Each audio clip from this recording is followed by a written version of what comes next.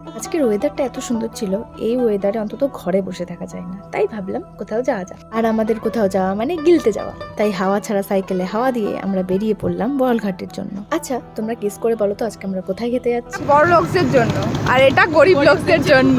থাক, বলেই দি কোথায় যাচ্ছি। আজকে আমরা যাচ্ছি মায়াপুরে ভেজ বিরিয়ানি খেতে। তো হ্যাঁ, আমরা কোথাও যাচ্ছি আর সেখানে ঝামেলা লাগবে না, এটা কখনো হতে পারে? আমরা প্রথমে যে নৌকোটা চেপেছিলাম সেই নৌকোটাই তেল শেষ হয়ে গেছে। আর এরা ভেবেছে আর মনে হয় যাওয়া হবে না। ফাইনালি কিছুক্ষণ অপেক্ষা করার পর আমাদের নৌকো ছাড়লো।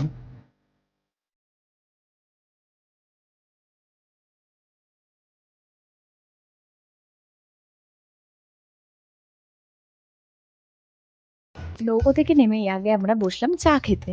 চাটা খেয়ে আমরা রওনা দিলাম বিরিয়ানির দোকানে। বিরিয়ানির দোকানের এক্সাক্ট লোকেশনটা আমাদের জানা নেই, তাই আমরা সোজা হাঁটতে থাকলাম। 2-3 মিনিট হাঁটার পর আমরা ফাইনালি বিরিয়ানির দোকানটা খুঁজে পেলাম।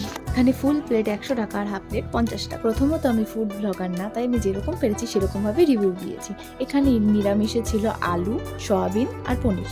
আর আলুটা পুরো মাখন। সত্যি কথা বলতে আমি লাইফে ফার্স্ট ভেজ বিরিয়ানি খেয়েছি, কিন্তু ভাবতে পারিনি এতটা ভালো হবে খেতে। আর প্রাইস অনুযায়ী খাবার অনেক ভালো করেছে, ফুল স্যাটিসফাইড। আমার এখানে বিরিয়ানিটা খুব ভালো লেগেছে আর আশা করছি তোমাদেরও খুব ভালো লাগবে। ছোট্ট হওয়ার একটা ফায়দা আছে, যেখানে সেখানে সেট হয়ে যায়। আজকের মতো টাটা, দেখা হচ্ছে পরের ভিডিও। আমি হব বলে চরণ দা